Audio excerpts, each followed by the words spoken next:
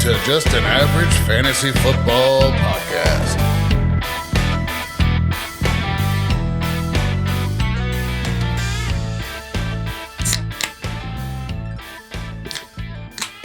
Oh, that's the most crisp one I've It had. was. It was pretty crispy. Well, welcome into Just an Average Fantasy Football Podcast. I'm your host, Daniel Hayes, with Matt Baker. That's me.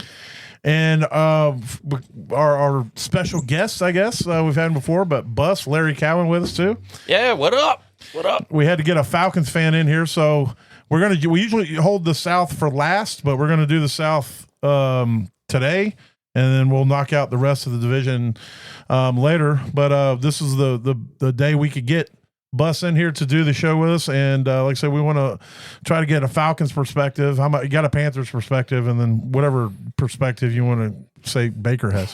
Beer goggles. But we do have, before I run, you can find us at avgffpod.com. You can go there, click the buttons, go to the places, listen to us where you want to. You can also listen to us on the website, and you can find us on Facebook and YouTube. So give us a like, follow, subscribe. But we do have a beer of the week. I found it at the gas station I stop at before I come to Baker's. It's called Mama's Little Yellow Pilsner. Oscar Blues Brewery. I'm not sure where that's out of, but so 4.7% alcohol. I'm going to guess that it's just a light Pilsner, nothing crazy. We'll see. It's not even super light. I mean, it's definitely a Pilsner, though. Actually, it has a lot more flavor than I expected. Yeah, that's what I was saying. It's not like it's not bad. It's not. I'm not a It huge tastes Pilsner fan, but it tastes like grapefruit to me, though. It And I'm does- not a huge grapefruit it person. does have like that aftertaste. Does Yeah. kind of, But I mean, it's not terrible. It's not terrible. It's not the worst. It's not the best, but it's not the worst. Like most of the time when it has flavor, I'm not expecting a couple drinks in, and it's kind of smoothed out a little bit. So I think you just get accustomed to it. Like you just it's all But right. yeah, it's okay. It's not terrible. Go get it. Don't get it. Whatever. Yeah. Hank Hill would be so disappointed right now. What flavor is it? Well, it's beer flavor. Yeah, that's very true. If anybody out there has a beer of the week, you can email us avgnflpod@gmail.com. You can also go to Facebook and submit something if you want to DM me, or you can go to the website. I'm pretty sure if you go to contact us, there's a button you can click and send messages. So if you guys either want to send us one, but if you suggest it, we'll do our best to get it. We would love any and all suggestions on beer of the week. Go flick our bean too, right? We can get a message through that. Oh, that's the Podbean thing. Yeah, I remember that. I had completely forgot for a second. Yeah. If you go to our Podbean page, you can flick our bean. I don't know why they haven't done that. Somebody needs to listen to this and let them know that. I imagine I know why they haven't done it. I'm going to start a coffee shop called Bean Flickers. I can almost guarantee it's been done. idea. I can almost guarantee it's been done, but I like it nonetheless. But yeah, no, sorry. All right. So before that, there's a little bit of news. Let's see. Stafford is still dealing with the back. He did not play, did not practice. So there's a little bit of concern with that because the reports coming out with the beat writers were if he practiced today, then everything was good. Well, guess what? He didn't practice He today. didn't even suit up. Yeah. So what the official statement from the Rams are that he opted out of practice and that he'll be fine. So we'll see, but he was in street clothes today. So that's concerning mainly for the Puka and Devontae Adams life. Yeah. But I think it boosts up the Kyron Williams. Who's his backup there now? It's Jimmy G, right? Jimmy G, yeah. So Mr. it may still be Handsome. okay for Devontae Adams. And Stetson Bennett. Did you see what happened when he was on the Raiders? Oh, well, yeah, Jimmy that's G true, hates too. Devontae Adams. That's true. I forgot about that. Jimmy G is just as prone to injuries. So Yeah, that's do not true. count out Stetson Bennett. We Yeah, might see I- him this year. I think the last injury he had was a back injury. Yeah, So- that's And true. I don't know if the Georgia dude that had to go to rehab, Stetson Bennett. is he Yeah. third string there still? Technically, I think he is. But he was kicking ass in the preseason game. Oh, so he did Okay. play? Oh, okay. Well, that's good That's to see him good back out because there. wasn't last year he forced to ride the Yeah, bench or something? Had to go Well, through no, some- he Well- had to go take a personal time. Yeah, Yeah, I he's knew a there drunk. was, I knew there was something Yeah. along those lines. So Hey, I mean, some say he drank all the way through college and won 2 national championships. Hey, that's if you can do it, do it. I guess. I mean, It's like the drunken monks. You know? yeah. Let's see. Alexander Madison out for the season. Neck injury. Yeah. Yeah, and the only reason that makes any kind of news is because Jalen Wright looked like garbage can, and so Madison was actually making waves in camp, and it was looking like he might win the job as the backup to Achane. So now it's Ollie, right? Ollie Gordon. Yeah, he looked okay from what I heard in preseason, but I know that Jalen Wright looked horrendous. I've got Ollie a couple places like a late round pick in some of the rookie drafts. Yeah, I'm sure they'll probably grab it back. They'll probably grab somebody that gets cut too, because when the cuts come out, we're going to see a lot of people hit the streets. Yeah. So, and there's a lot of other stuff. There's a lot of other injuries and things like that. You just gotta have to monitor. It's hard to keep up with all the bumps and bruises right now. But anyway, that's the main thing. Anything else that I'm missing or skipped over when it comes to the news? The only thing is, and it's not anything really, but it is. But Najee, his injury was like a 4th of July accident, like firecracker blew up his eye or whatever. And he's not even opening that eye. Yeah, that eye's still not even opening. I mean, we're short time out. They're saying maybe he's ready for week 1, but this may be Omari and Hampton all day long. Yeah, this start the season. So this kind of feels like the Christian McCaffrey, like the kind of everything's good, but everything's good, everything's gonna be fine, and then it's like, and then he'll be out for the season. So that being said, I mean, you might want to start looking at other backup backs there or potential signings there as well, just because. I mean, it's rare you see a rookie that comes in and handles everything for all of it. Well, I mean, if you want to talk about rookies, Travion Henderson looked great. Yeah, First time he touched the ball 100 yards to the house on a kick return. Yep. And then he looked good running the ball. So his draft stock's about to skyrocket. I feel a little better about him. If they just put him in a different uniform, I'd feel a lot better about him. Well, it's like I said, I've said for years, Patriots is where running backs go to die, but maybe he can break the cycle. I mean, I do like Vrabel. Vrabel bringing in Josh McDaniels back there. Josh McDaniels is a terrible head coach, but he's been a really good offensive coordinator, and I think Vrabel's a really good head coach. And so I have mild optimism for the Patriots. Glad you enunciated that. I don't know what it could have been if I didn't enunciate, but I think it's obviously going to have to go the way of their quarterback, who's escaping me right now. Drake May. There he is. By the way, Bus, I found those pills that you recommended for me. I've been taking them. The cognitive. Ginkgo Is it working? I don't know. I couldn't remember Drake May's name. It's not. It's not hurting though. Or maybe, I guess we wouldn't be able to tell. Definitely not hurting. He does recall 22% more of the names. Well, that's it. But it's the wrong name though. He recalls the name, but it's just the wrong name. It's not, as long as you can recall something, then it's working. Instead of it's a process. What's his guys. name? What's his lips? It's Josh Jacobs, and I'm like, don't you mean Alvin Kamara? And he goes, oh yeah, Alvin Kamara, and that's where it's at now. It's a different. Hey, listen, it's a process. We got to take baby steps. See, without the pills, you're just like, what's his lips? What's his lips? That's my fingers. Wait for if you can recall a name, you're doing good. I tell you, the hottest this seat gets though is when I can't remember a name and he has no idea who the hell I'm talking about. So now I'm trying to Google real fast because it's complete dead air. So I'm like, what team did he play for? If you don't know what team he does play for, the guy that worked at McDonald's last week. I'm like the third string left tackle for the Chiefs that year.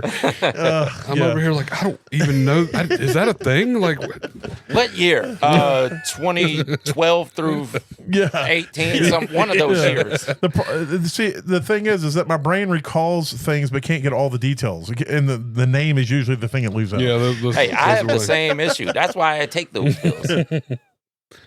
All right, so but we were talking about Najee and the rookies. Najee and all that stuff. But I think that I feel okay with the Patriots as far as their offensive weapons and their fantasy value, especially with Travion Henderson.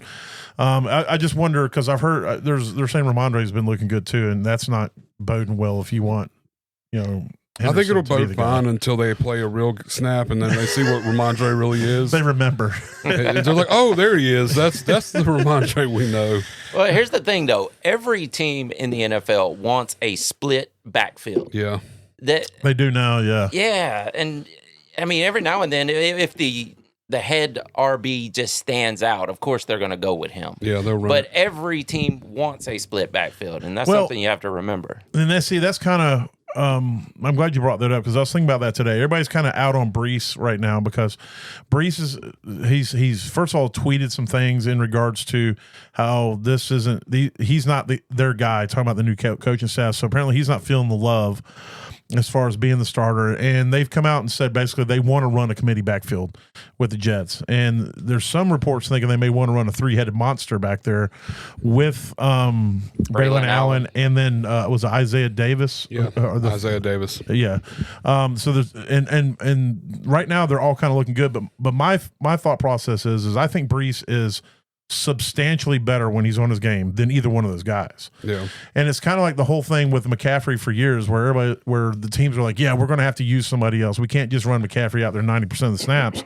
And then the season starts and they're running McCaffrey out there 90% of the snaps because even if the guy behind a really good back like Brees is good, if Brees is elite, it's a massive drop. Where this Brees can break 3 tackles and get first downs, this guy can break 2 tackles and get 3rd and 2. And so I think I'm still in on Brees. I will say I'm a little bit more concerned than I was say a week or two ago, but I'm still in on Brees just because I think when the real bullets start flying, and I think Brees's talent and ability are going to outshine the others so much that it's not going to be a committee. It's just going to be Brees until he gets tired, and then one of the other guys will get a chance. Yeah. So, but I yeah, would with still- Braylon Allen. Yeah, I would still handcuff Braylon Allen. oh, absolutely, yeah. yeah. Somebody dropped Isaiah Davis in one of the leagues I was in, and I went and grabbed him up immediately. Yeah. Just on the chance. So yeah, I think Braylon Allen is a good back. That dude's been a beast everywhere he's gone. Dude was a breakout in college at 17 years old. He's been a grown man since he was like 6. Yeah. So I don't, but I just think that Brees's ability as a 3-down back to catch the ball, his speed, quickness, and all that stuff. I just think that ability is going to prove to be too valuable to sit him as much as they think they're going to with a committee type play. Yeah. All right, well, let's move on there. Let's hit the breaking down the NFC South.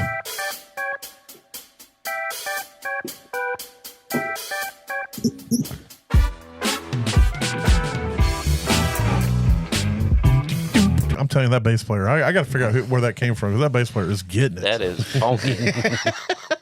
All right, so the NFC South. All right, well, I got the Bucks winning the division at 11-6. Yep, same. You got them at 11-6. I have them at 12-5. Okay, so we're all right there together. Then I got your faded Falcons at 9-8. Buzz, how much did your Homer heart lift them up? 11-6. Okay, all right. 9-8. Okay, yes. Fuck y'all. Well, I had to temper my love for the Panthers, and I have them finishing third at 8-9. Did you cheat off my paper? No, 8-9. 8-9. And then the Saints, I got at the bottom. I think they're going to be one of the worst teams in the NFL this year, and I got them at 5-12. Oh, and that's being generous. I got 3-14, and I gave them a game. So I got them at 4-13. So none of us have faith in the Saints. So we'll start there with them at the bottom. So they didn't do a ton in the offseason, obviously. They've been pushing their cap money down the line for years and years and years, and I think it's finally, starting to catch up with them. They went and got Cam Akers, signed a 1-year deal. Brandon Cooks came back. I think that's a retirement thing. He's old. Yeah, 2-year deal with them. I didn't even know Donovan Peoples-Jones was still in the league, but he signed with them for a year. Dante Pettis is with them as well. He's still in the league too? They went and got every has-been receiver they could find. He was the star of what little bit of offense they had in that game. Yeah. Juwan Johnson signed re-signed with him with a 3-year deal. He got paid enough to let you know that he's going to be included in that offense. Outside of that, there wasn't anything really crazy. And then for their draft, we'll refresh on that. There's a little bit of crazy there, in my opinion. They went and got Tyler Shook in the second round. He has not looked great, and according to all reports. And that's it besides Devin Neal in the 6th on the offense for the most part. They got a blocking tight end late. So for fantasy, they just really haven't done a lot. Of course, Derek Carr has retired. And it looks like Spencer Rattler is looking like the best one out there. I keep wanting to call him Desmond Ritter. No, you do keep calling him Desmond Ritter. But you got Rattler out there. It looks like he's showing to be the starter. And Shuck can't even beat him out. So, I don't know. Rattler's not somebody. He was coming out of high school. He was like a top 5. Absolutely. Recruit. And then he just kind of flashed here and there in college, never really took off like everybody expected. Transferred from Oklahoma to South Carolina, was in moments South Carolina, got drafted, but I don't know. I don't know if he's going to put it all together. Maybe. I think he had potential at Oklahoma. Yeah.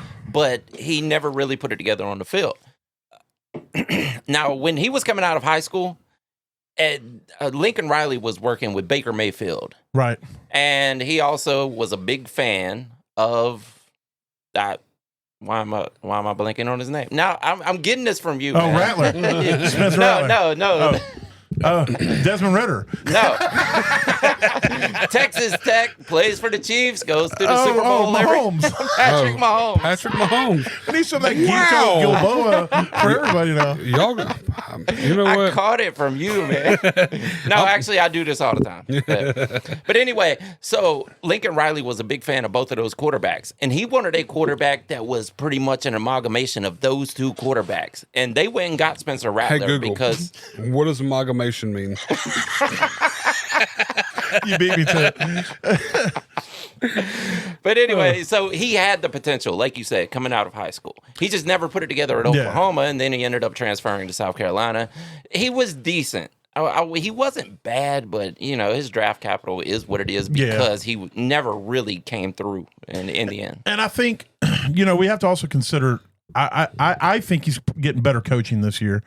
You got Kellen Moore there. I've always liked Kellen Moore as an offensive mind. Obviously a former quarterback himself.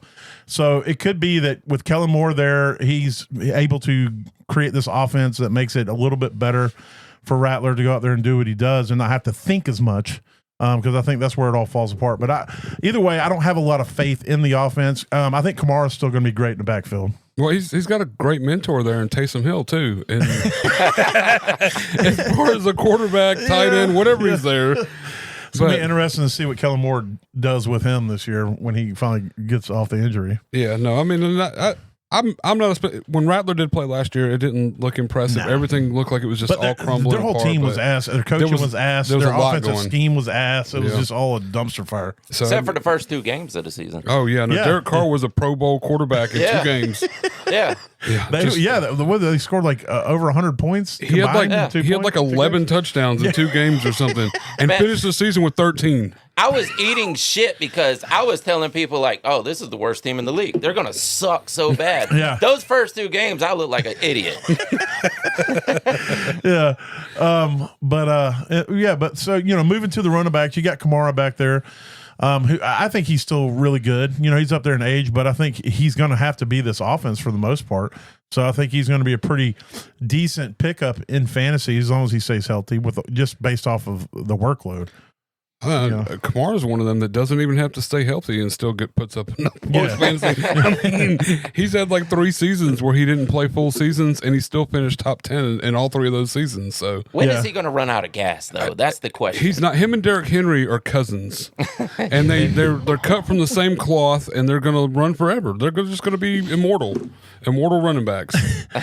And then I don't know, Kendre Miller. We'll see. I don't know. I don't know who the backup's going to be because they also went and got Devin Neal. No, they went and picked up what's his lips from the Chiefs, who's supposed to be the best in CEH. Yeah, the pass catching, non-pass catching back. Yes, so CEH is there as well. 1st round draft pick. Yeah, and Cam Never Akers. forget that was a 1st round draft pick. Yeah, and Cam Akers. I didn't even realize Cam Akers was there till we just read that. So there's a lot of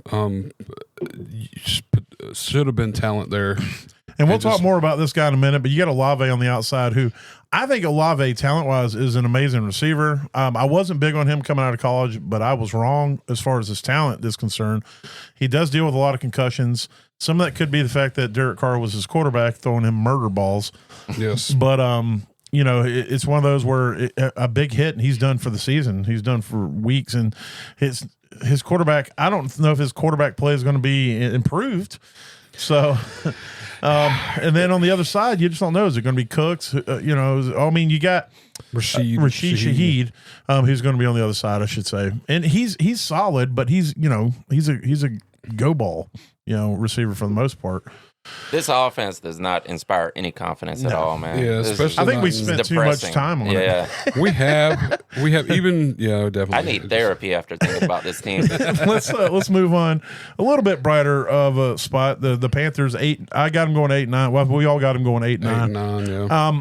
I was happier with Bryce towards the end of last season. He definitely looked like a quarterback out there. Looked like he knew what he was doing, which was very.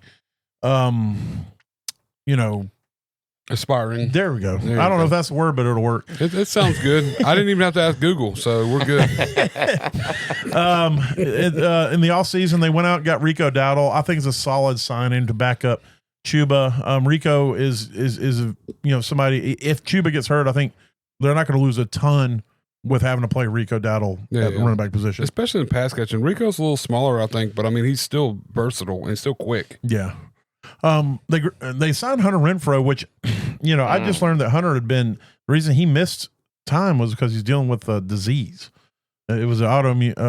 God, what was it? We talked about it a few episodes ago. Yeah, no, I remember that too. But whatever it was, I can't remember off the top. But it wasn't like he was injured or couldn't make any teams. It's just that he was dealing with some medical stuff and couldn't play football. So we'll see. I don't expect him to go out there and really light up the fantasy scoreboards or anything. But I think he can be a solid influence in the locker room for these guys. That's really nothing major they did there. But in drafts. I feel like they surprised everybody when they took Teterow McMillan at the 8th spot. There was rumors that that's what they were going to do. I thought they were going to go edge rusher. I kind of wish they would have went edge rusher, but if Teterow McMillan turns out to be something, then I'll be pretty stoked about it.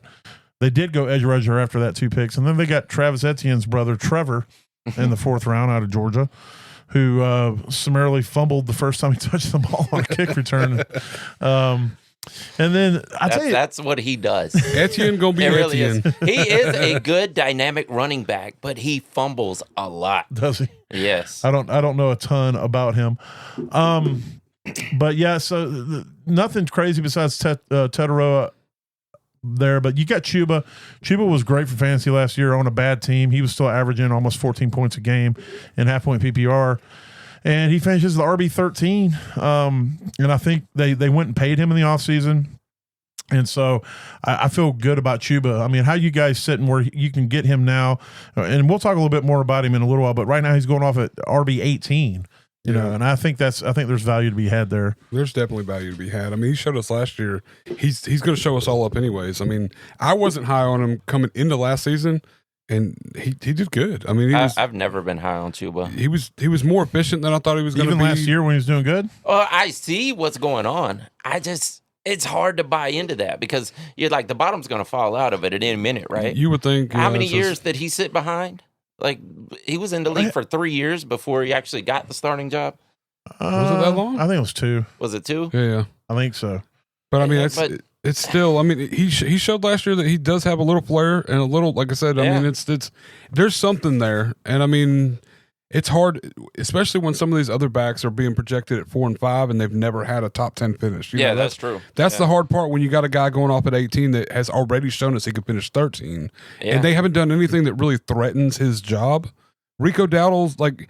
He's a guy. You know what I mean? He's not like the super great running back that's going to come in here and just walk away with it. And they barely signed him to play. I mean, it's $6.25 million on a 1-year deal. It's like, he's there to relieve. It's like a relief back. So I think the main thing is there's nothing behind Chuba. We thought Brooks was going to be the guy. Yeah. When they drafted him, we thought, they're just drafting him to take Chuba's job. Mm-hmm. And then he turned out to still be broken. So he's going to miss a whole nother year.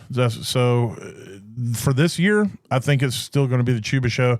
And I think based off of volume alone, and you got to take in consideration too, what the head coach of the Panthers. Anyway, He used to be the Tampa offensive coordinator. He likes what the offense he likes to run. You look at what Rachaad White did in that offense, and not even being super efficient in it, but they still kept giving him the ball. And Dave Corrales, and so that's what I was going to say. Yeah, it was on the tip of my tongue. He's, and so I think that's a big part of what Chew was able to do, and I think he's going to be a pretty good outlet for Bryce. But then you got on the outside, you got Tedero McMillan, who's looked great in practice, who looked good in his preseason game, made a really good catch on the sideline. And then you got Xavier Legette, who we're kind of waiting to see what he turns into. You got Adam Thielen, who's still solid. I mean, I think he's still a good chain mover at receiver. So I'm even more mildly optimistic for the Panthers than I was for the Patriots. So, the big thing for them is their defense. Their defense was absolutely horrendously bad last year. Yep. And if y'all gave away y'all's whole defense to the Giants. Yeah. Well, I think it was by design. I think that they decided to go with the full rebuild, get rid of all their stuff, and now they're still in that. So we'll see what they can do. If their defense can be moderately better, then it could really change things for them as a team. Yeah. They're definitely not ready to win a division, but I think they're still in the upswing. And don't let's not forget about Jatavian Sanders and his showing for this last season for them too. Like, I mean, he wasn't like this barn burner, tight end, but he's super efficient. And without the injury last year, who knows where he would have been. Well, when he was coming out, based off of my awesome ability to scout, he came out in the same class with Brock Bowers, and everybody had Ben Sinnott, I think, as the number 2 tight end in that league. I thought Jatavian Sanders was the number 2 tight end. Based off, I mean, obviously, I'm not out here watching all 22 films and every snap, but I just felt like Jatavian Sanders for a pass catching tight end was a better all around tight end for that than Ben Sinnott. And Sinnott went the second round, and I think they got Sanders in the third or the fourth. So I'm sure a lot of people. If I can remember right, I'm trying to think of who would have been the name after Ben Sinnott, but some people had him like 4th and 5th on the list. Yeah. I can't remember who because I know it was a weak tight end class. It was Brock Bowers and then kind of everybody else. Yeah. But yeah, so we'll see. So from there, we'll go ahead and do the Bucs. We'll save the Falcons for last, but we do have the Bucs. All of us have the Bucs win the division. They're just going to run it back. They do have a new offensive coordinator, which I think is the biggest change for them because their old one is now in Duval. I got chills. Yeah.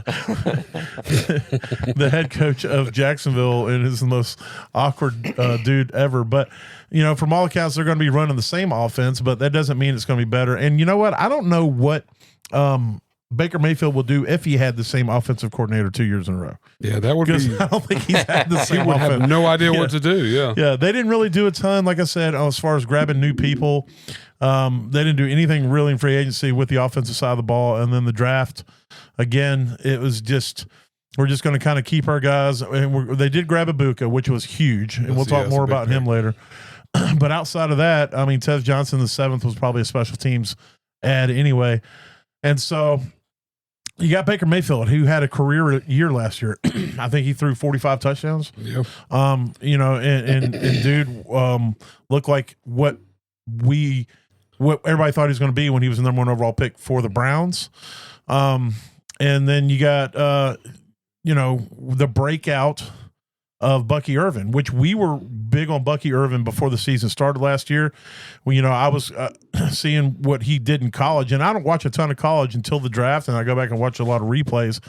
But to me, he was an explosive player, and I thought based off of the running back room that the Bucs had last year, it was an easy room to break into and take over, and that's exactly what he did. Oh yeah. And I think Bucky, from what they're talking now, they're like, Bucky's the dude. We want to give him all the touches we can get him. I hope his body can hold up to that. His skill set can. Yeah. A lot of people are worried about his size. Yeah, he's definitely an undersized back, but he plays bigger than he is for sure. And he's great at pass catching and just super explosive back there. And Rachaad White, I think, still going to have that same role as a pass catching kind of 2-minute drill type guy because he's great at catching. Uber efficient. Yeah, I mean, you throw. He's not efficient at yards. No, not he's at running, efficient at the catching. catches. That's what I'm saying. Like this guy's got like a 96% career catch rate or something. Yeah, like when it's it comes insane. to It's absolutely insane. He doesn't miss, but and last year he was a little higher on touchdowns for passing touchdowns, but he is not. He finished over 4 yards a carry last season, but he only carried the ball like 100 times, so it didn't really matter. And Sean Tucker will have one game where he just goes off for no reason. Well, there's actual talk that Sean Tucker could take the role of the number 2 receiver. I don't think that's going to dampen Rachaad White's pass catching, but Sean Tucker, if Bucky does go down, it could be the Sean Tucker show. He might be the cuff you want to grab in that backfield, basically.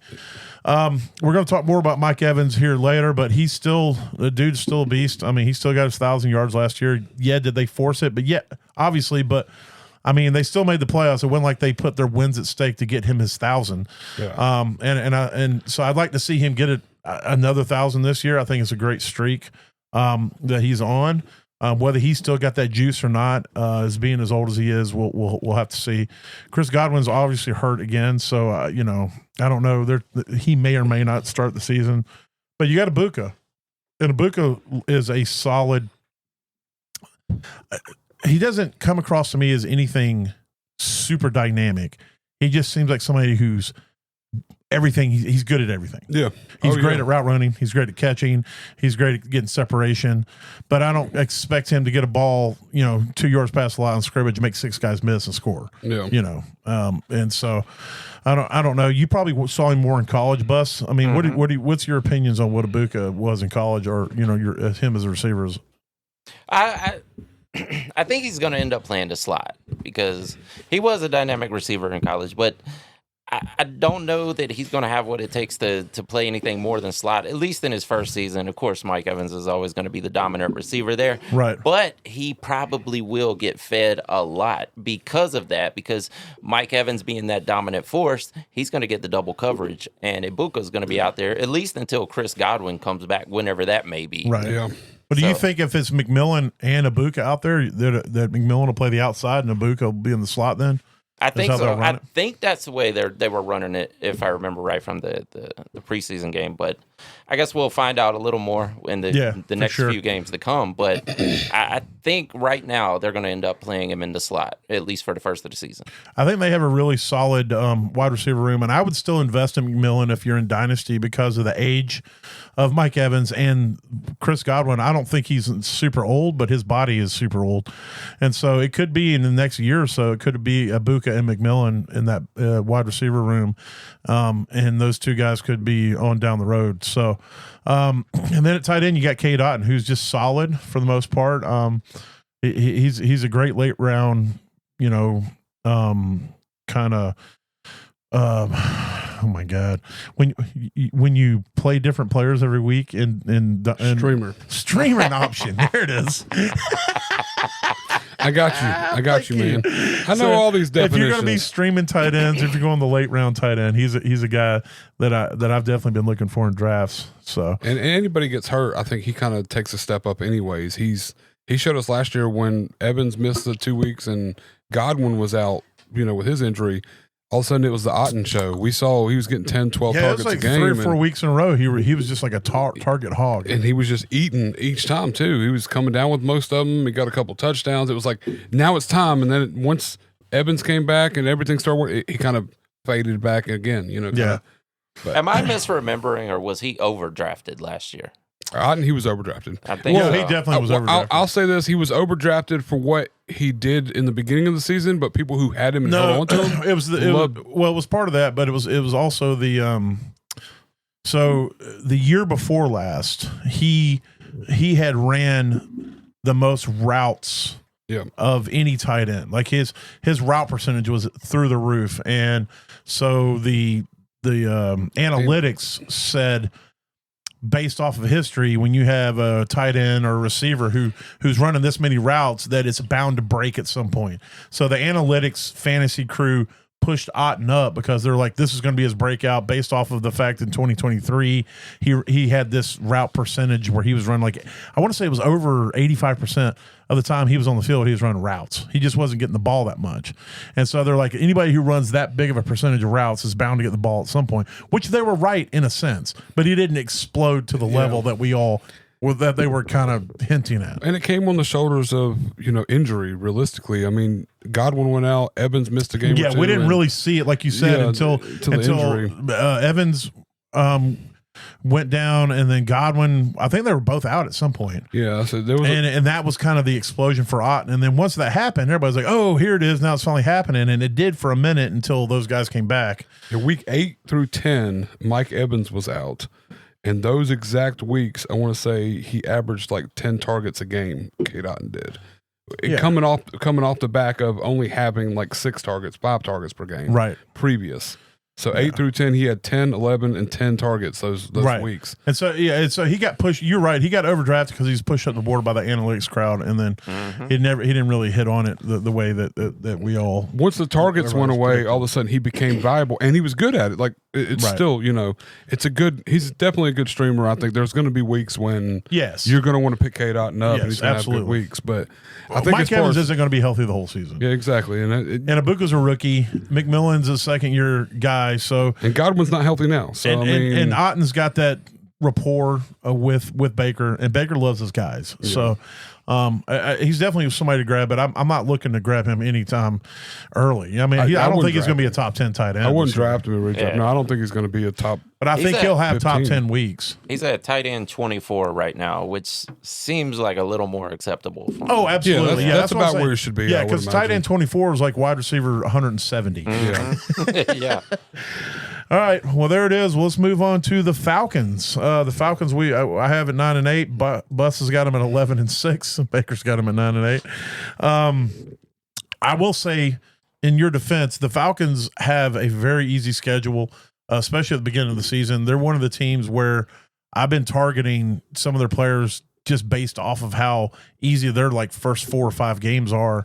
And based off of what the defenses they play against did last year, so you take that for what it's worth. But I do think they're an improved team. For me, I need to know that Penix can be that guy, before I'm willing to go all in. I think they have a solid defense, and I think they have tons of talent on that offense. In the offseason, they didn't do anything crazy when it came to the free agency. When it comes to like skill position fantasy players, they picked up Jamal Agnew, who's whatever, and Kaderil Hodge re-signed with them. Yeah, Jamal's one of them sporadic. He's going to run at least one touchdown back on special teams. I didn't realize just out of nowhere. Stick was there now. Oh yeah, they had to replace Ritter. We're not going to talk about Ritter. Rattler? Wait, we talking about Rattler? And then in the draft, they did nothing on the offensive side of the ball when it comes to the skill positions. They drafted an offensive tackle on the 7th. That was whatever. I don't even know what that is. In the 4th round, they drafted an NB. I have no idea what that is. Whatever Billy Bowman Jr. is. I have never seen a football position listed as NB. I was trying to pull the player up to see what he's listed as on here. I'm looking for him on the depth chart. NB. Yeah. Something back. Nickelback. Oh. Apparently I clicked on a video. I've never seen it listed as he's specifically a Nickelback. Yeah, no. Was that right? Never take it as a wise man. Look at this photograph. I'm out here covering this slot receiver. All right, enough of that. Anyway. Yeah, that was... So I think it's going to boil down to what Penix did. I gave the Falcons a lot of guff last year off of the fact they drafted Penix after giving Kink Cousins a humongous contract. That was the only reason I really like. I mean, if they did sign Cousins to a 1-year deal for 15-20 million, something stupid like just we knew he was only going to be there 1 year. 3-year deal for like 270 million. Or That's the only reason I was like, why would you go? But I don't know. I guess if you want to dump your money somewhere, just whatever. And people are like, well, you see, that's why they did it. Well, then they shouldn't have. If they knew Kirk Cousins was not healthy, and they were going to have to draft a high quarterback, then don't sign Kirk Cousins. Or don't sign a 3-year side deal. of it, you look at it, but we're not going to go down that. We're not. Gonna, it is what it is. And now they've got the highest paid backup in the history of football with Kirk Cousins. Yeah. Riding the bench, and Michael Penix out there. So I was going to ask you, Bus, do you think there's any chance that Michael Penix is looking over his shoulder if he knows he plays bad, that Cousins is going to come in? I think there's always that, but I think he does have the confidence that he's not going to worry about it too much because he was a star in college. Oh, he's great, yeah. And he has the experience because Was it Oregon? Washington. Yeah, I knew it was one of them. He put in a good 6 years in college, Yeah. or at least 5, whatever it was, So he has the experience. He had a COVID year, so it's probably you're probably right. Yeah. Oh, that's crazy about the college players because coming out of college. Well, RJ Harvey was like a 6-year. Kids coming out of college now are no longer kids; they are grown men. Yeah. Mm-hmm. They have experience, and with the NIL, they can stay there longer and longer, and they're getting all these exceptions and exemptions to stay there longer. Right. So there's players that spend 5-6 years in college, and they're coming in already developed. Was it Archie Manning came out and said he doesn't think Arch Manning is going to come out next year. Yeah. I mean, well, the dude's making bank at the NL. Why would you give up the college If you're life and making you're banking $7-8 million a year, and you're in college, and you're the star on campus? Yeah, ride that bus as long as you can, homie. Yep. And Austin, he's the king right now. And he's never even, he played a few snaps. Yeah. He's never played a full game. No. But he is the king of Austin, Texas at this moment. So, but you believe Penix is that dude? You think? I think so. I really do. He has all the potential to be that guy. I don't think he's going to be worried about Kirk Cousins because we watched Kirk Cousins last year, right? Yeah. It is true after the Achilles that he could get back to normal at some point, and there were a few games where he looked like he was, but then it did not pan out. Those 2 games against Tampa. Yeah, both games against Tampa. Yeah, I was going to say. But I think he had 1,500 yards combined against Tampa. That was Week 5, Tampa QB1. He finished with 35 fantasy points. Yeah, Week how many 8, pass yards did he have? Like 500. He had 509 passing yards. Week 8 against Tampa QB3. Yeah, he had 280, but he had 4 touchdowns. Exactly. So. And how many touchdowns did he have in the first one? Like 4 touchdowns. So he had 8 touchdowns in 2 games against Tampa. So here's all I'm saying: if you want, whenever you play Tampa, just put Kink in. Yeah. And let Penix play the rest of the games. Yeah, doesn't he? Exactly. He will own them. That he will definitely run that game. So I don't think Kurt is happy being a backup at all. Absolutely not. That dude's ego.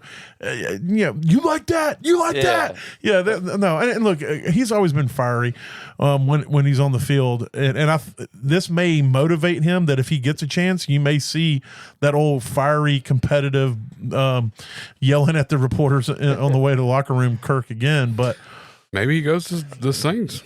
I mean, I still think they're trying to trade him. It's just, number one, I definitely don't think the Falcons want to trade him to the Saints. No.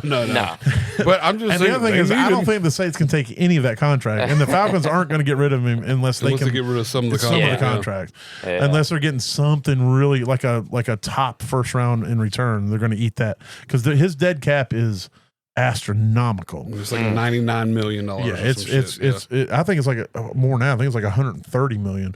I know it's easy to say in hindsight, man, but when that happened, I was like, "This is a mistake." Yeah, it was. A big signing mistake. Kirk to that money, I thought was a big mistake as well. Penix was the guy I wanted all along. But I wanted the Panthers to get Bo Nix. That's who I was hoping they'd go after. Yeah. Oh, Bo Nix was great too. That's almost his counterpart, and Penix's counterpart at this point. But I knew the Panthers weren't going to give up on Bryce that easily and go get another quarterback. But I was like, maybe they'll get crazy, like the Cardinals did when they got Arizona drafted. What's his name? Same year came out with Josh Allen. He got drafted in their one. Rosen. Yeah, Josh Rosen. And then the next year they got Kyler Murray. But all right. Well, speaking of the man, when I talk about Penix being the man definitely is Bijan at the running back position, or is it Bijan? I think he came out and said it's pronounced Bijan. I refuse. Yeah, no, it's I Bijan refuse Mustard. to change it. It's Bijan. How the man gonna come out and tell you how to say his name and you're like, nah. That's what he was called all through college. So that's what his name It's the is. same thing with Kelsey. Yeah, I refuse. I'm not gonna call him Kels. How many of these people are going to change their name once they get to the NFL? I don't. Yeah, well, and I still think A Chain.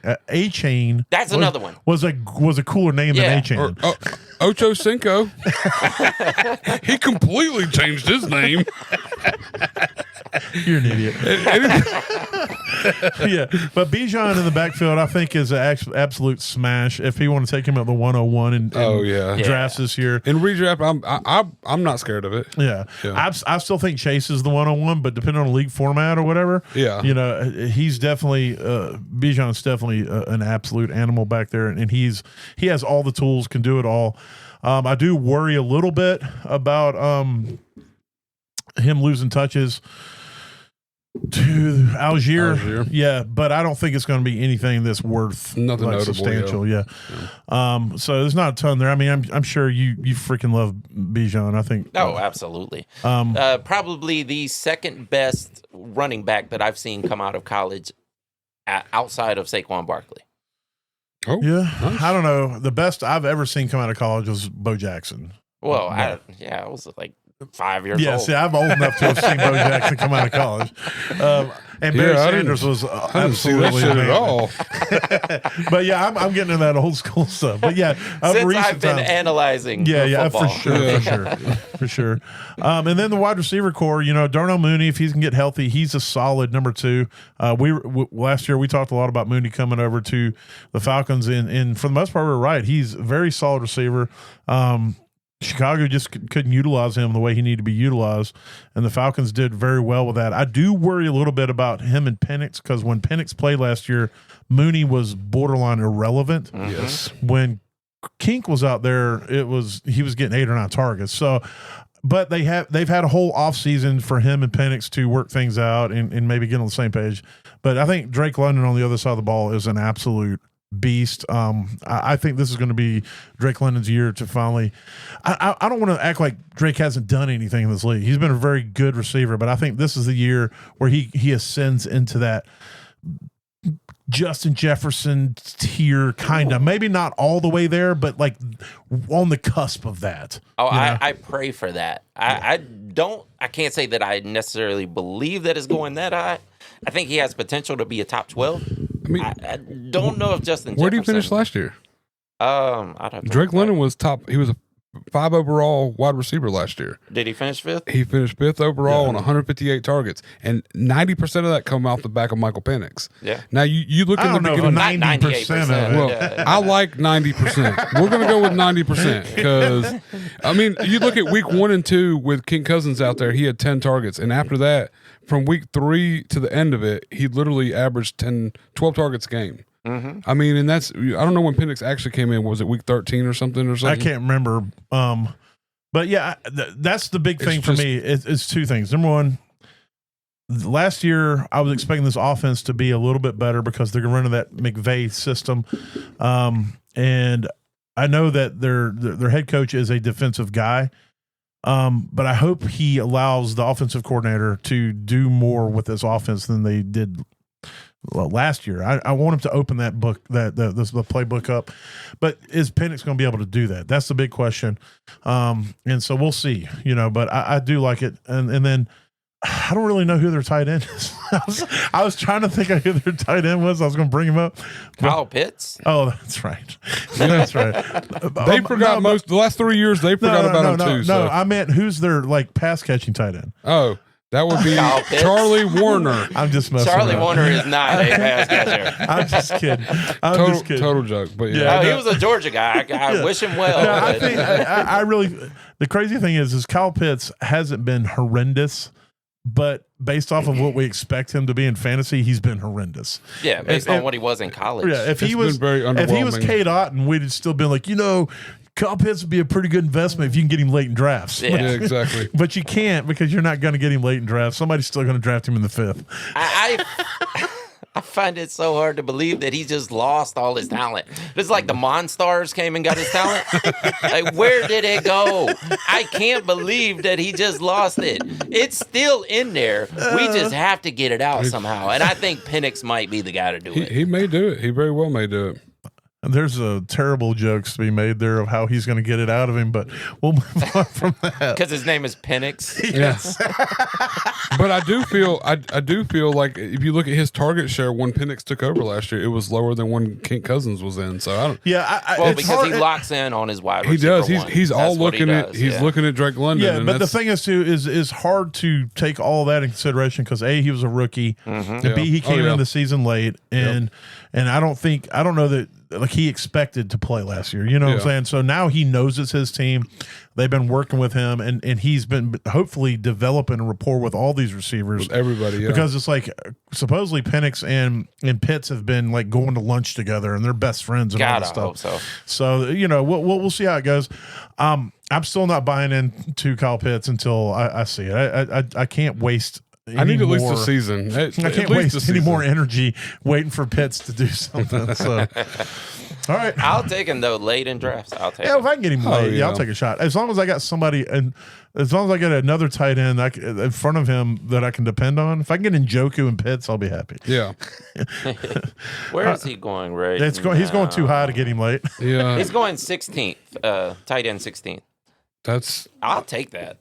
I'll take that. If I'm punting tight end, I'll take that. I think he can finish it. I can agree with that. That's about his standard. He's finished 15 last year, 13 the year before. He also had 90 targets the year before and only 74 last year. I mean, if you're drafting that 16th at his floor, yeah, that's what you're essentially 100% getting because if he hits that ceiling, then you've won your league. Well, his rookie year he finished 6th. So I mean, and that was on 110 targets. So and as only long as one touchdown. Yeah, exactly. As long as he's getting, he didn't score it in the United States. So there was this whole thing of Kyle Pitts hadn't scored a touchdown in the United States, and he scored it in an England game. And then it was probably against Jacksonville too, right? 100%. Every game outside of the United States. They've been trying to push Jacksonville into London forever. They're fighting back. You're no longer. Hey, at least if Jacksonville goes to London, we won't have to hear that stupid Duval chant anymore. We might have to. That may be why they want to go to London. That's 100% why they're trying to get them out. They're like, why do these people like the county they're in so much? No one likes their county like that. Okay, why are they celebrating that? That's all they do. I think it's funny when they were playing in Pittsburgh this past weekend. You know how the Pittsburghese language, whatever. Pittsburghese? Man, I don't know. Yenzers. That's correct. We'll just let all that go. Yeah. You know how they say jag-off? Like, yeah. So they kept calling them the Jacksonville Jag-offs. Jag-off, yeah. Oh yeah, look into it. Pittsburgh has its own language. It's I've talked to people from Pittsburgh. Yes, I try not to. It's like mixing the Appalachian language with the old Pittsburgh Dutch. Pennsylvania Dutch or whatever. They also there's some people around there that say Ewans. Yeah, well, they say yens. Yeah, that's the same thing. Ewans, yens. Yeah, that's like Japanese currency. That's their version of y'all. I thought that's Japanese currency. No, that's was yens, not yens. Oh, it's yens. It's yens, but not yens. All right, look. One of them has a Z. One of them has an S. No, one of them has a U. Also, I didn't come here to learn stuff. All right. All right. Well, let's learn about our smash pass and sleepers. Nailed it. All right. Well, you know what? You're the guest host. You can kick us off over their bus, and you can pick which one of the three you want to start off with.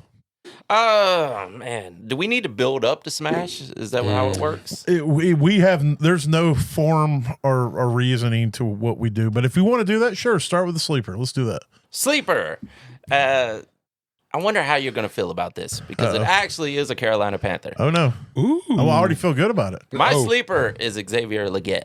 Okay. All right. I feel great about that. Here is my reasoning. The guy is going into the second year, and the trends always say that second year wide receivers, that's who you need to target, right?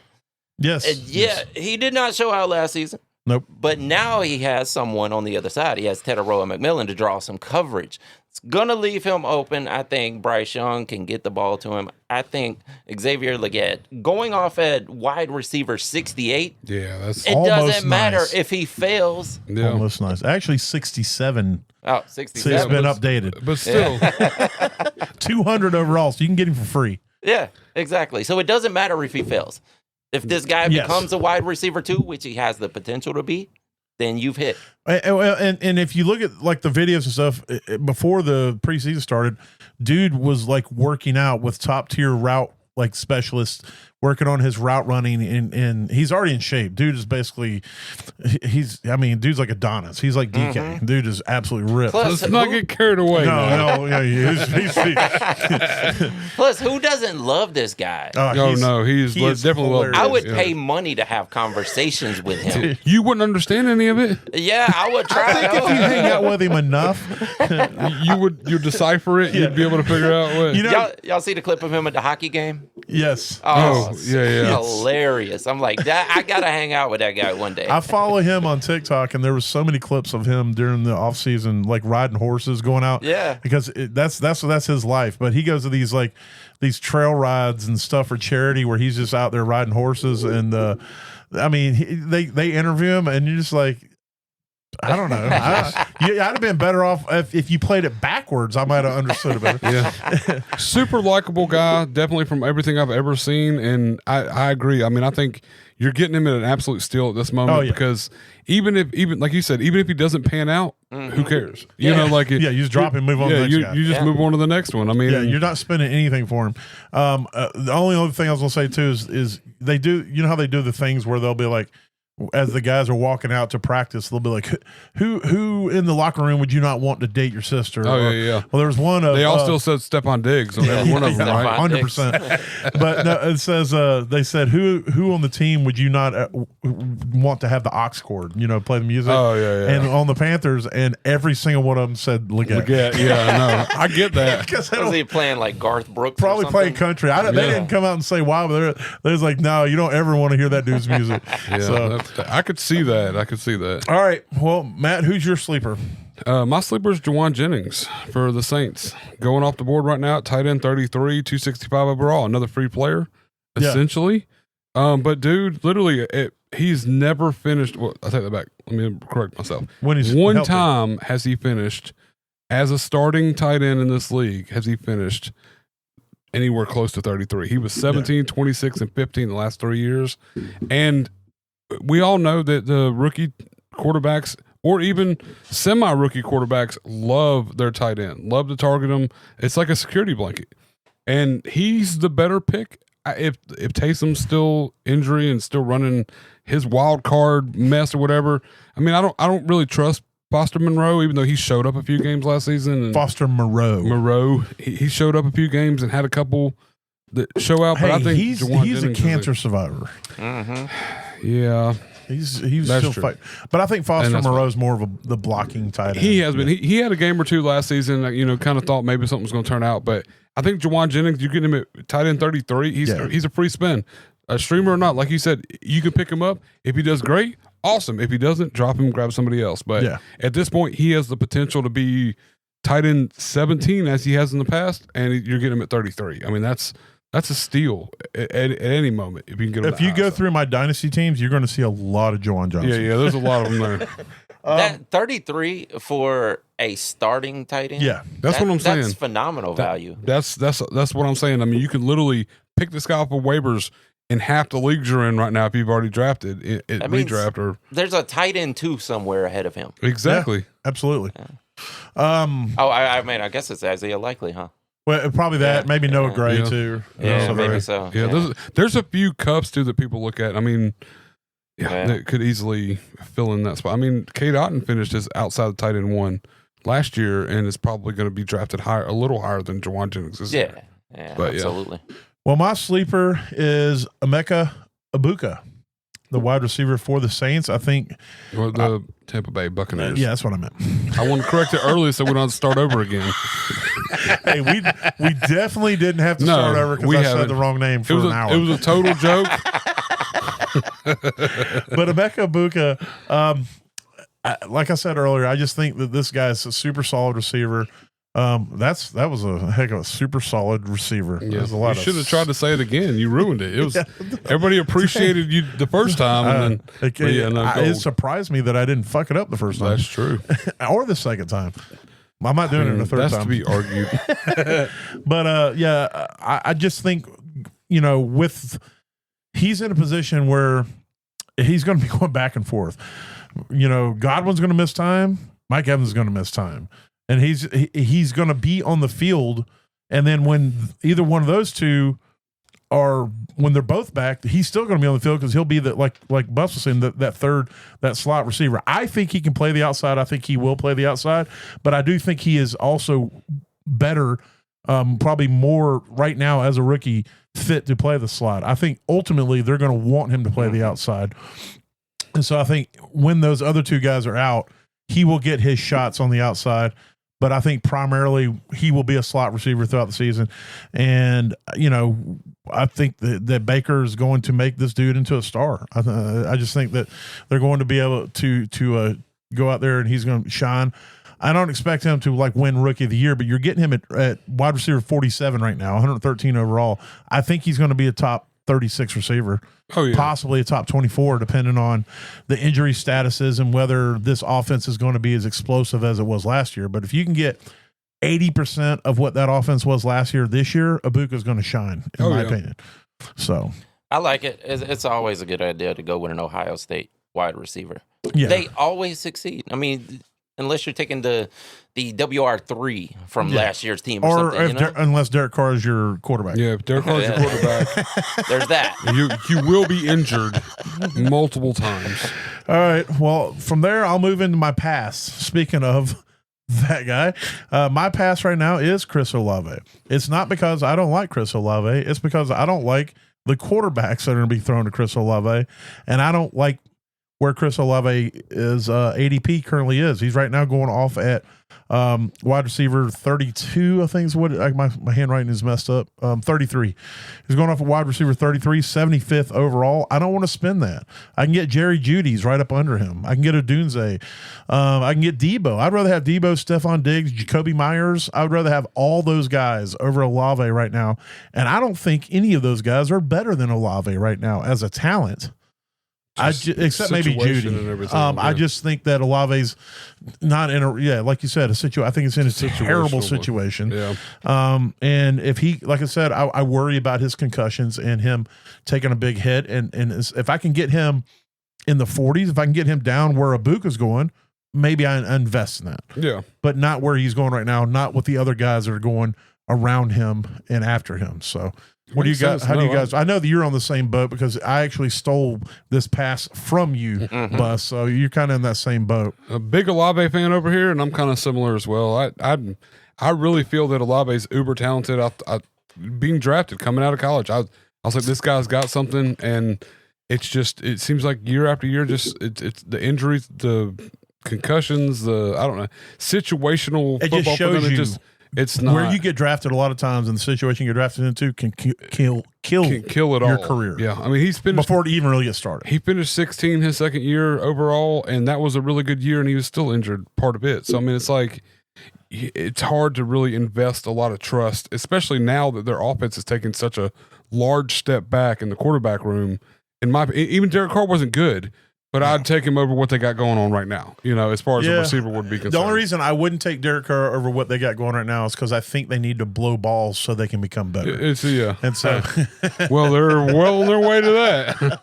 Is this a tank season? Get it. Yeah. Yes. But I get it. I do. I see where you definitely should pass on Chris Olave. You want to throw anything on that pile there? I mean, I agree. I absolutely agree. That was my pick, of course. But there's no one to throw the ball to him. I watched that preseason game. Those guys, one of those guys are going to be the starter, and it was horrendous. Yeah, I mean, Riddler was really bad. Rattler was better. we all agreed that we weren't going to talk about it. I mean, Rattler. It's a mix-up now. It's the Riddler. Look, I don't have teeth. I can't enunciate T's. All right, you got the Riddler.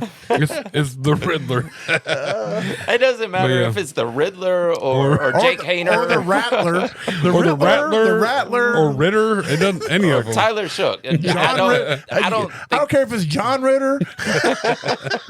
Yeah, no. Whoever's throwing the ball there is not going to be. He's going to be the WR1 for the team. Yeah, but that doesn't mean anything on this offense. I don't even know if that's true. I think Shaheed might be the wide receiver one. I don't think that it's a foregone conclusion that Olave. I think he should be. Yeah, he's the more talented receiver, but I don't know. There may be a lot. I think Alvin Kamara is going to be the wide receiver one. That's possible. I think Juwan Johnson is going to be the wide receiver one. Juwan Johnson could potentially be the wide receiver one. Yeah. Yeah. Well, since I stole Olave from you, who did you end up going with as your passer, Bus?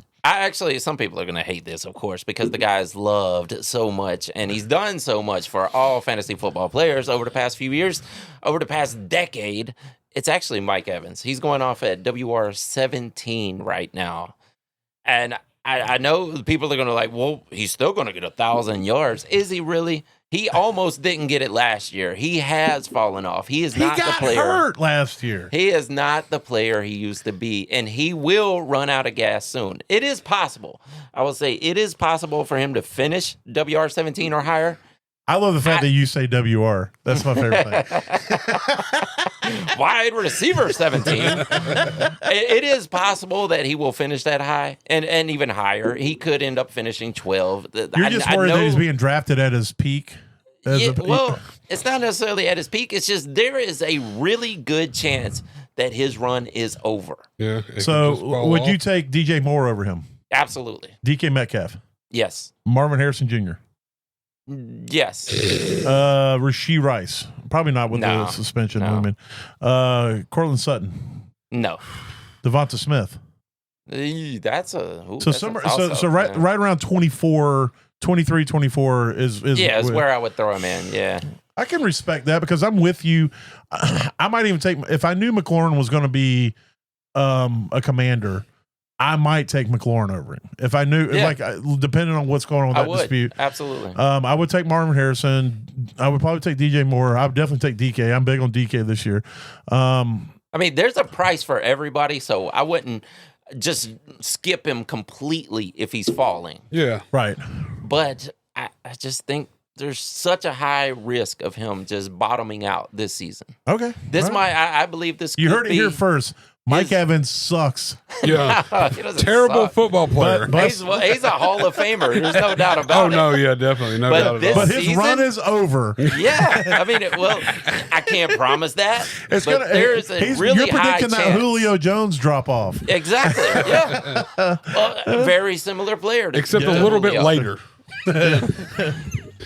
He did outlast Julio's effectiveness, huh? I'm say Julio. Yeah, but I don't know that at his peak he was ever as good as Julio. Yeah, not at his peak. I mean, he's been really solid, peak. but I mean, at Julio's peak, he was top he two was receivers in the league. Oh, yeah, no doubt. Yeah. Overall. WR1. WR1. Yeah. Love that. Better than that WD-40. You know. He's going to need some WD-40 for them old ass joints. That's true.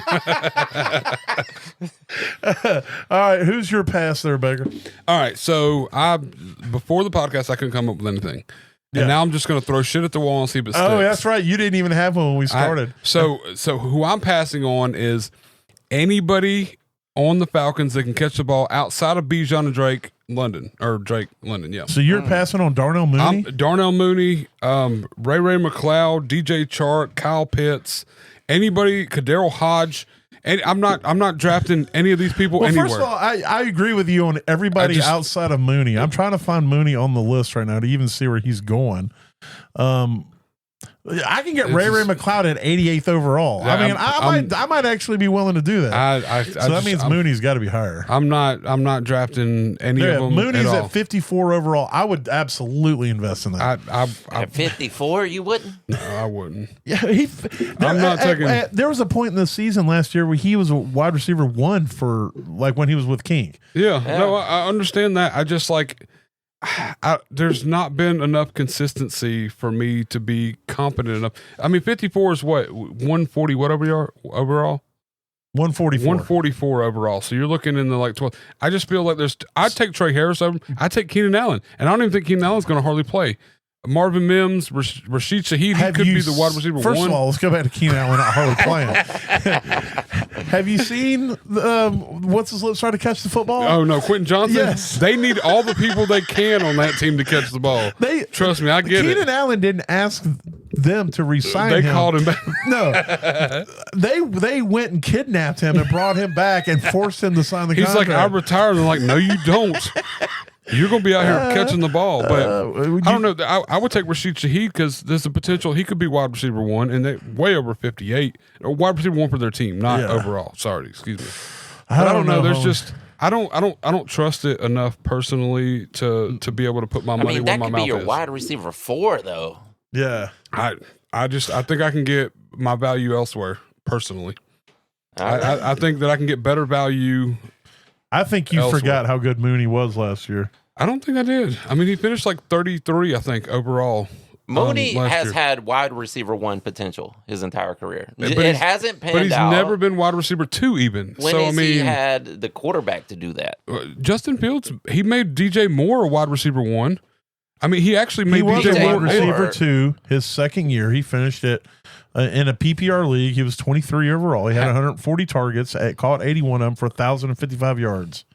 Last year, he caught 64 passes for 992 yards too, right? Yes. Yeah. He finished as a wide receiver 31 last year with 16 games, but you got to take into account that his quarterback, who was feeding the ball left, he also got hurt in the middle of that and missed 2 games. But you're telling me I can get a guy at 54 that finished 31 last year? Absolutely. And during parts of the season last year, if you go to the first half of the season, he was fringe wide receiver 1 numbers like every week. He had 3 weeks in the beginning of the season from week 1 to week 10 where he finished wide receiver 1. Okay. 3 weeks. He finished wide receiver 3 in week 5 and wide receiver 9 and 10 in week 8 and 9. Outside of that, he didn't finish wide receiver 2 in any of those weeks. Or one of those weeks. He finished wide receiver 16 in week 2. But I think you're just misunderstanding or misseeing. As your wide receiver 4, though, I'm taking that. Yeah, I just don't. I don't know. I personally don't trust it. I don't think it's going to be there. I think that everybody's overhyped it, and it's just not going to work out. Personally, like I said, this is me. You know what it is? I know what it is. It's that fucking Mountain Dew, that hard Mountain Dew he's drinking over there. The Baja Blast. The Baja Blast, hard Mountain Dew. That's what it is. That's all making sense. Makes me not like Darnell Mooney. Well, all right. Well, who do you like? Who's your smash? My smash is Alvin Kamara. Smash. Last year, this dude has just been money on money on money on money.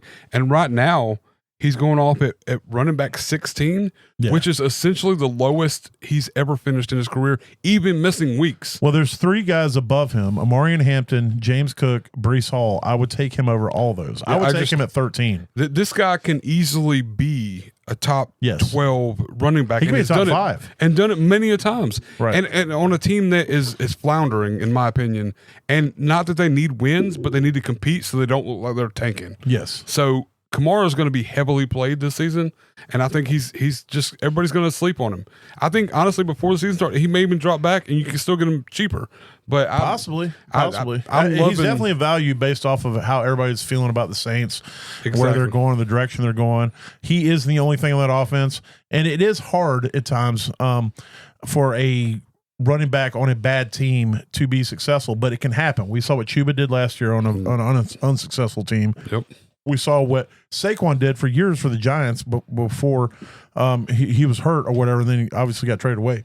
So it could happen, and I think Kamara is of that talent where based off of sheer volume, he's going to be a very good value, and I think is barring health, he'll be a running back 1 for sure. In the last 6 years, Kamara has not played a full season. He's missed at least 1 or 2 weeks every year, and he's still finished in the top 18 every year. Yes. And in full point PPR, he finished 16th in a year. He missed 2 weeks. So, I mean, like, he finished 8 one year and he missed 4 weeks.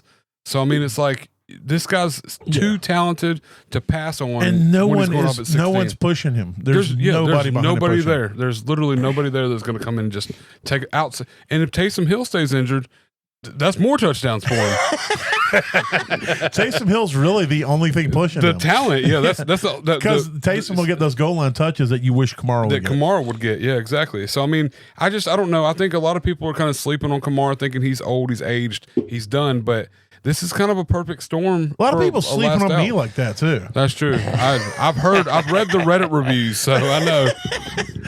Do you have anything you want to throw on that Kamara pile there, Buff? Yeah, the only thing to get me pause is this is season 9 for Kamara. Yeah. And that's scary for So a you're an running ageist. back. We've learned he hates old dudes. Yeah, that's what it sounds like. No, I win fantasy championships on old dudes, especially in Dynasty. But the only thing to get Matt me pause also has fantasies about old dudes. That's true. And I win them. Sorry. But yeah, he's gonna run out of gas eventually. Derek Henry just had his ninth season. Yeah, Derrick Henry is a different monster. But is he though? Yes. But Have you looked at these two guys side But by he's side? utilized differently though. See, Kamara gets his points on a different aspect. I would hope so because Kamara's like Derrick Henry's leg. I know it's very true. Kamara gets all his points off or a majority of his points on pass catching and all, not necessarily the grunt. He doesn't get beat down as much as Derrick Henry does. I will say that doesn't help you because based off of their quarterback play, I don't know how well that's going to be, but I still agree with you because I think they're going to be forced to utilize him every way possible. Dump offs. I will give you this. I am taking him over Amarian Hampton, over. If Cook got a contract tomorrow, I would take Cook over him, but I can't. I'm not I'd going to take him over James Cook. I'm a Buffalo fan. I still take him over Cook. Yeah, Brees for me, just because I'm high on Brees, would be it would be hard for me to do that. But based off of the reports, it would probably be smart to take him over Brees as well. Because I mean, at least there's somebody nipping at Brees' heels. There's nobody nipping at Kamara's. I mean, barring an injury, which if he is at the end of this, he's at that age. Yeah. There's a good possibility after week 4 we don't talk about Kamara. I mean, he could be, but never draft based on injury. Yeah, that's what I'm saying. Never. Kamara's you based on what's been proven. Unless this it's dude Anthony Richardson. What was the tight end that got injured every year back in the day? Played for Washington. Oh! I know who you're talking about. He was good when he played though. Yeah, he was amazing. He was like he end tight up end going 1 to San Francisco too? Yes. Oh gosh, I cannot remember. But he never played more than like 5 straight games. Yeah. Well, he had one season where he was like the tight end 5, and that was what pushed him up. I'll find. But he was the best tight end. Like he was beating Gronk when he was playing. He was a quarterback too, right? No, you're thinking of Logan college? Thomas. Yeah, that was Logan Thomas. Oh, that's Logan Thomas. Before Logan Thomas, I got you. Starts with a J, right? Maybe. That sounds familiar. But I do. I think Alvin Kamara is going to have a good season this season. Well, go ahead and give your pass while I try to find this guy. I already gave the pass, but I mean, you your want the smash? Yeah, there we go. Smash. I mean, to be fair, my smash was Bijan Robinson, but that's just too easy, right? Like everybody's taking him in the top 3 overall. Yeah. Oh, it's too easy. I'm gonna break my rule. Number 1 Jordan Reed. Jordan Reed. That was it. Right. I knew it was a J. But my number 1 rule is don't be a homer in fantasy football. I've always stuck to that, but I'm gonna break it right here because Kyle Pitts, right? No. It's good guess. I tried. It's Michael Penix. Oh, okay. QB 24. Okay. I'm glad you didn't tell me your smash before because I did not know this is where you're going. So Yeah. Oh, well, you already gave your pass, so I mean, can't smash. do that. It's good. Smash. Yeah. No. I'm just saying. We rarely pick quarterbacks just because of single quarterback leagues, but we do when they're so low. And, when you get that much value out of it, go. He's going off at QB 24. He has the potential to be in the top 10 at his highest. His ceiling, I would say, is 10. That would be my guess. Is that's his ceiling. So. If you're taking him at 24, you can take him as your second quarterback, and you can have a star. You can have, if you draft high, which I like the late round quarterback strategy myself. Yeah. I still stick to it, even though some people say that it's dead at this point. I don't believe that. I still take late round quarterbacks for the most part. If I can't get one of these top if I can't get Lamar, Josh, Jaden, or Hurts, and maybe Burrow, if I can't get one of those guys in the 4th or 5th round, the 4th or 5th round is where I start looking. If they're all gone by then, I'm a late round QB guy. Yeah. If one of them's available in the 4th or 5th, and depending on who else is available, then I'm more than willing to grab one of those guys. But I'm with you 100%. Then it's late round. I'll grab Jared Goff or something. Yeah. That's a lot of times. Hell, you can grab a lot of these guys super late, and I think they'll benefit, But so Penix is 24. Cam Ward, I would take Penix over Ward. I would take Penix over Trevor. Yep. I would take Penix over Stafford. Yes. Here's where it gets a little dicey for me. I think I would probably take Penix over Tua just because I don't have to worry about him getting hurt Potential every time injury, he it's gets more tackled. of a security blanket. You can just go ahead and put him out there and forget JJ McCarthy is a different animal for me. I'm big on. I think JJ McCarthy is going to be good, and it's more to do with the system he's in. So right around 19 is where I probably would be, because I would take CJ. I'd take him over CJ Stroud. I don't know. I would probably take Stroud over him. I would definitely take May, Love. I would not take him over Caleb. I would not take Caleb over him. Caleb's way too high for me. Caleb's at 15. He should be down at 24 in my opinion. Yeah. But no, I think he's definitely valued at 24. I love that. It's definitely What is his overall? 159. 159. So what's that, like 8th, 9th, 10th round? 10th. Yeah, 10th, 11th. No, 10th would be 120. So 11th. So end of the draft. Think of his potential. How many points you can get off of a quarterback like that compared to who is going around him at 159. Yeah. Oh yeah. I mean, his floor is way higher than anyone around that area. So we can click over here to the overall, and then we can kind of see who's going around him in a half-point PPR at 159. But look who's going above him at like 130 and stuff. That. I mean, that's the value right there, is where you're taking him in the overall. So Jalen Wright's there. Nope. No. We're not counting defenses. How many points are you going to get out of Jalen Wright this season? Oh, yeah. Based off of what I saw, 0. Exactly. Unless it's one of the broken leagues where they get points per carry. If you take Jalen Wright over Michael Penix, you're going to be looking back at the end of the season saying, I got like 40 points out of the entire season. Yeah, It would also depend on how the rest of the draft went, but I would take Marvin Mims over him, which he's above him. I would probably take Braylon Allen. But the rest of these guys, it's like you're up at 151 and there's nobody there, even higher. Like Hunter Henry. I would make that bet right now that you're going to get way more points out of Michael Penix than you are Braylon Allen. Yeah. Yeah, but because he's a quarterback. Yeah. But exactly. That's why the late round strategy works. Yeah. I get what you're saying, but it's also boils down to I'm only going to play Penix in one position. If I've got a league where I've got to play multiple flexes and running backs and Braylon Allen's there, then it could be better for me, because then I can just draft in the next round. I can get Bryce Young. And what's the difference going to be between Penix and Bryce Young at the end of the season? Even if Penix finishes at 10 and Bryce finishes at QB 17, the difference is going to be like 30 points. And so that 30 points will be better for me to invest in Allen, especially if I drafted Breece earlier, or if Breece goes down, then I've got to. If you're handcuffing, yes. Yeah, but the thing is that when you have a onesie position, I get what you're saying. If you're speaking just for overall points, but if I have to invest in multiple positions of flex and running back or flex and wide receiver, then that's why the wide receiver or the running back would be more valuable to me, based off of how I drafted earlier. Well, when you've punted the quarterback, though, now if I've punted that long, yes, exactly, yes, yeah. Because if I've already filled my roster with everybody else that I love, then yes. While you're passing over Josh Allen and Lamar Jackson, yes, you're getting a star wide receiver there that's going to fill comparable points right at the end of the season. So it really depends on the draft, but I do. That's why when we talk quarterbacks, I mean I rarely look at the overall, because it's all about how you draft. For me, the value is more in what quarterback he's going off, because there's also super flexes.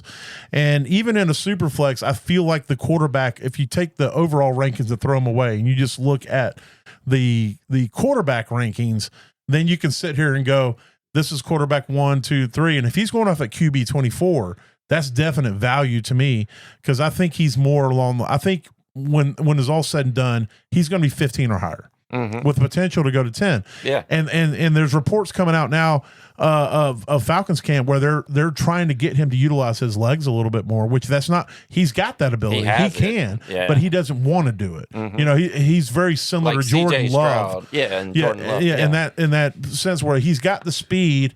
He wants to be a passer, and so I think it's interesting if you can take a guy who has the ability, the athletic ability to run the ball and doesn't, and you convince him to try to do it.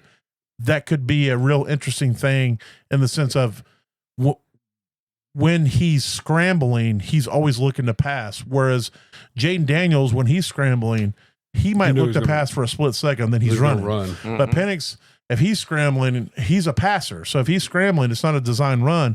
He's always looking to pass. He's going to run at the last minute.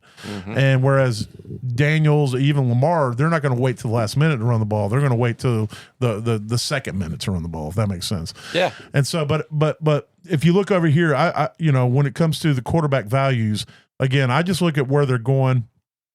And I think that him going at 24, again, is the value because the overall – it's so hard with quarterbacks, especially in a single quarterback league, when you're drafting and how you're building your draft.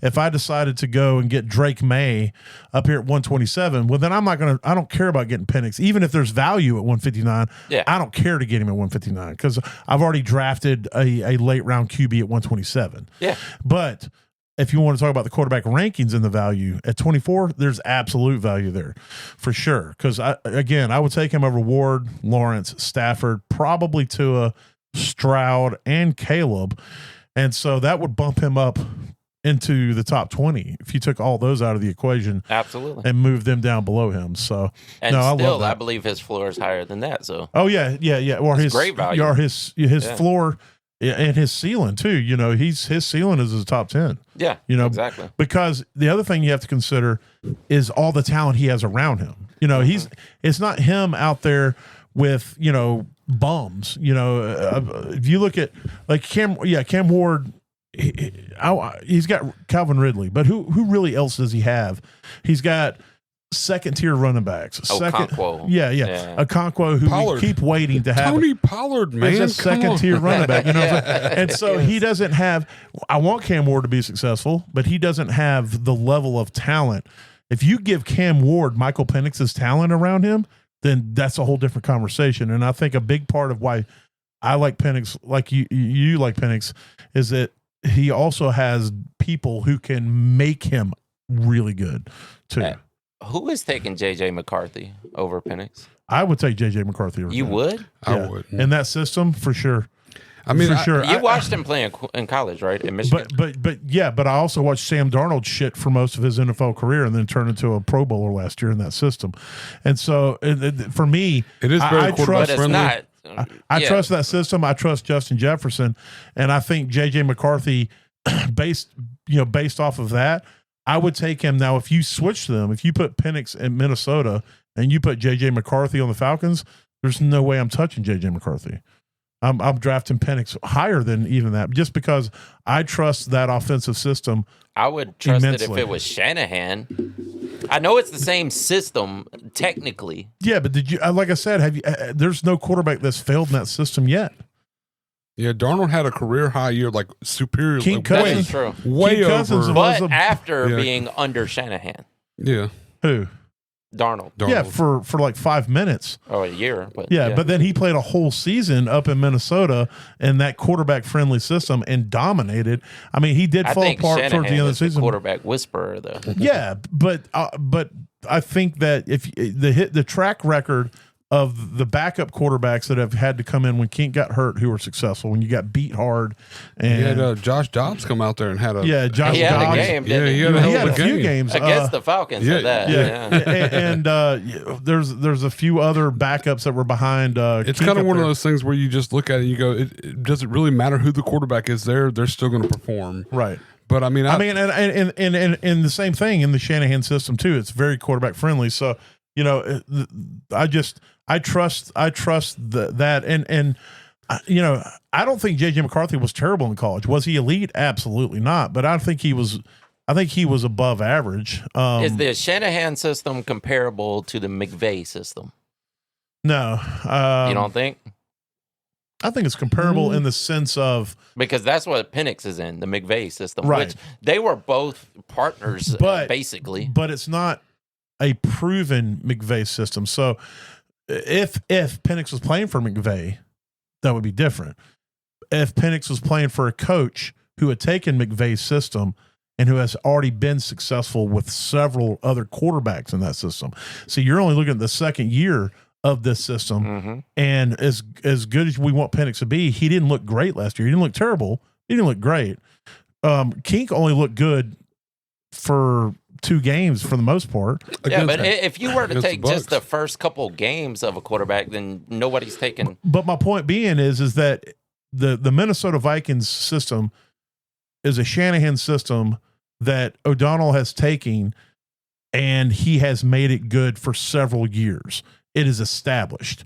If the Falcons establish this system, if Penix comes out this year and he plays good, and we can say, wow, that McVay system in Atlanta run under, and I can't remember is looking great, and it's quarterback friendly, then down the road, I would have the same comfort in saying a rookie quarterback would be good. I just need to see it proven, and it's been proven up there. And then that's why I would take McCarthy over Penix, but it wouldn't be it would also, I will say this, if early in the draft I take Drake May instead of Justin Jefferson and those two are on the board at the same time, then maybe I take Penix for the stack.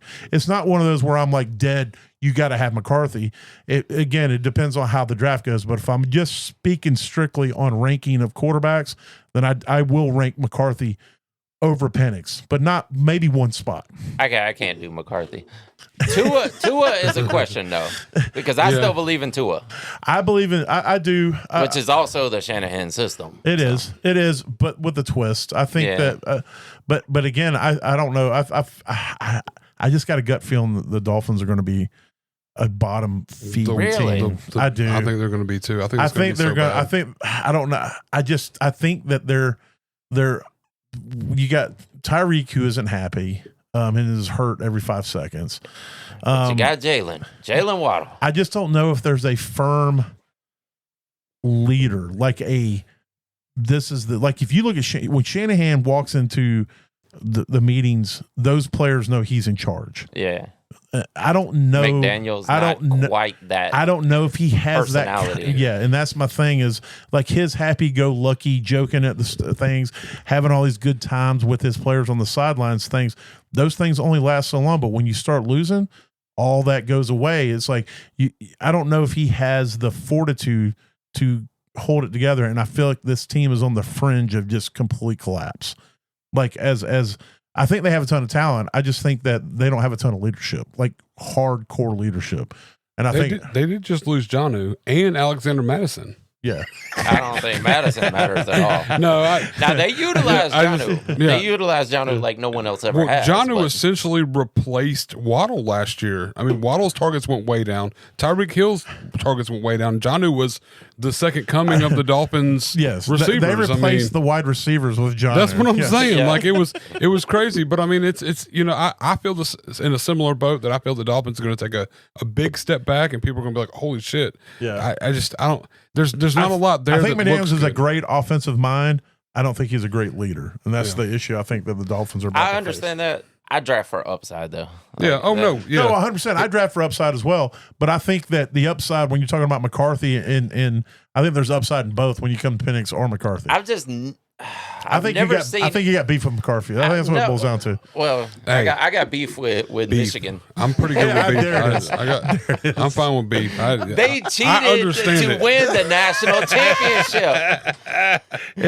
It's all okay. Look, just get it out. This is a therapy session. Let us know how you feel. All right. They won a national championship by cheating, and it is proven. I'm just glad that they got Anthony Richardson at 29. One thing I know about college football, if you ain't cheating, you ain't trying. Okay. All right. We'll end it with my smash. My smash, I did go homer pick as well. I went with Chuba Hubbard. Chuba Hubbard's currently going to RB 18, 45th overall. Last year, he finished as RB 13 and missed a couple games. I do worry a little bit about how much Dowdle may take away from him, but I also think that this offense is going to be a better offense. And so I think the balance of him being able to be more efficient and possibly score more touchdowns will negate what Dowdle may take away from him in touches. I just think that I don't think Chuba is, Kyron Williams or Jonathan Taylor. I don't think he's a top tier back, but I think he's a very solid running back. They've paid him the money. They gave him fat stacks, so he's going to have to go out there and earn it. In 2 or 3 years, we may not be talking about Chuba anymore, but right now is his time, and I think he's got one more year of going out there and showing, and I think he can finish as a top 12 running back. I don't think he's going to be top 5. I think he can finish between 10 to 12, and if you tell me I can get him at 18 and he can finish in that range, I'll take it. Well, if we're going strictly off of last year, I would say you're right. And or if he was just drafted, where was he at? Oklahoma State? When he was coming out of Oklahoma State, I felt like Chuba was Oregon. Chuba? No, I believe it was you're Oklahoma. probably right because you know way more about college football than I do. I'm pretty sure it was Oklahoma State. I spelled it Chiva Hibbard. Chiva Hibbard. My phone's like, do you mean Chuba Hubbard? But when he was coming out of college, I would say it was Oklahoma State, but I bet you don't know what country he was born in. Oh, God. Canada, bitches. That's why it's going to be awesome. Yeah. I was going to say some Caribbean country. Let me pull some shit out of my ass so that I sound right for a second. He was drafted. You got me. I was going to say Trinidad. 2021 is when he was drafted. Yeah. But like I was saying, coming out of college, I would say, yeah. I mean, that guy's going to be a star also, right? It's just those few years in between where he was almost nothing gives me a little bit of pause. But if we're going off of the production from last season, then yeah, you're right. We'll take him there. But the thing is he was consistently good last year on a shit team. Mm-hmm. It wasn't like he was. You look at what Miles Sanders did a few years ago when everybody's like, "This dude's amazing." He was on a great team with a great offensive line. Chuba did it with a mid offensive line and a shit offense, and so I put a little bit more stock in that than a guy who shows up one year for an explosive offense. Well, and you got to also take into consideration he did just get paid. I mean, they paid this guy to be their guy right now, so he's gonna after get Jonathan the Brooks proved to be broken. Yeah, exactly. I mean, you're not going to get Jonathan Brooks this year. Rico Dowdle has shown us he's not anything to really he's meh. That's what I'm saying. Like he's a running back. He's meh plus. He's a running back in the league, and I feel like he might take what little bit of pass catching Chuba did get last year. That's going to go to Rico Dowdle, but I think as long as Chuba stays what he did last year, he's still going to finish out better than what he's being drafted at that moment. Like, I don't think you got a really, really, really high ceiling with him. I think 13 last year is probably his ceiling ever. But this year he'll probably finish at like 15, in my opinion, as long as he stays healthy all season. And if you're drafting him at 18, I mean, it's only 3 spots, but you're looking at 54 targets last year. But I'm saying if Rico takes 20 of those away, he only gets 34 targets, and all of a sudden that becomes a problem. But if the offense is a better offense, then Rico can get his, and it can still be a 50. You just got to hope that their defense is a shittier defense, so they're out there more. Maybe. That way they get more opportunity. I mean, but yeah, no, I mean, I'm okay with saying Chuba Hubbard does a smash. I mean, at 18, I think personally he finishes 15 on the season, which is 10, 12 draft spots or 3 running back spots ahead of where he's being drafted. That's still value. I mean, it's still good value. That's value. Especially in this division where a lot of these people are going where they should be drafted. Right. There's not a lot of room to draft like Drake London going off at like 11. You don't want to draft him going, he might get 5 next year, but really, do you think it's going to be that? Yeah. Where I think Chuba can finish easily above where he's being drafted at. So I don't know. It's definitely a smash. Yeah, if he's drafted at his floor, he could easily end up higher than that. And that's what I feel like on that offense. He right now that's pretty close to his floor. Well, there it is. The NFC South is in the books. Bus, appreciate you coming out and joining on the chat. And anytime, like if we're Mondays and Tuesdays, and then Thursdays or Fridays is when we're going to be doing the pods. So if you got a free day and you want to check in with us, definitely. Anytime you want to. Yeah, my podcast partner is AWOL. Oh no, He's lost in Germany somewhere. So yeah. Oh, snap. I haven't been doing the good football. Germany or the bad Germany? I mean, Well, no, it's all the Bavaria. same Germany now. No, he's talking about Austria. If there's any Austrian listeners, they're pissed off right now. oh yeah, my bad. Man, who knew we were going to be taking shots at Austria today? I mean, but yeah, if anytime you're freed up or you want to pop in, I mean, Yeah, because I don't know if my podcast is going to be running this season or not. I haven't heard from him. Like, I leave him a message and he responds like 2 months later. So yeah. oh wow. yeah, I don't know. At that rate, you won't hear to him until football's already started. So I guess yeah, just check in with us. But if anything we say or do helps you get to that average place in your leagues, that means we did our job. That means we did our job. Because Matt, when you finish average, Damn, Daniel. you don't finish last. I hope you guys have a good one out there, and we'll talk to you in a few days. Later. Deuces. Holla.